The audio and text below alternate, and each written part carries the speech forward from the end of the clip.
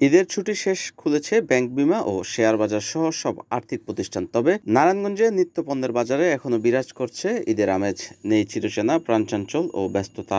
শুক্রবার ২১শে জুন নারায়ণগঞ্জের ডিগুবাবুর বাজার ও কাঁচা বাজার ঘুরে এমন চিত্র দেখা গেছে। দিনরাত মিলে ২৪ ঘন্টায় সরগরম থাকে এ বাজার। পাইকারি, খুচরা ব্যবসায়ী ও ক্রেতাদের হাঁকডাকে মুখরিত সেই চিরচেনা বাজারে এখন নেই কোনো তেমন কর্মচাঞ্চল। ঈদের পর বাজার এখনো জমে ওঠেনি, তবুও দাম ছাড়ছে না ব্যবসায়ীরা। সবজির দাম সামান্য কমলেও এখন পর্যন্ত তা নাগালের বাইরে। মাছ, মাংস সহ অন্যান্য পণ্যের দামও বাড়তি। বাজারে মানভেদে প্রতি কেজি বেগুন ৬০ থেকে ৮০ টাকায় বিক্রি হচ্ছে, করল্লা ৮০ থেকে ১০০ টাকায়, ঢেঁড়স ৩০ টাকা, বরবটি ৮০ টাকা, শসা ৫০ থেকে ৬০ টাকা, লতি ৬০ টাকা।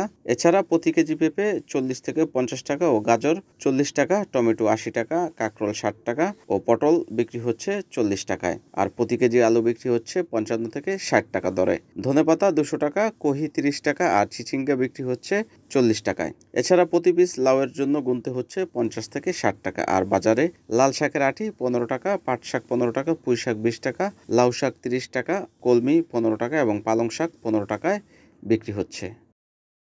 NN TV, Narayanganj.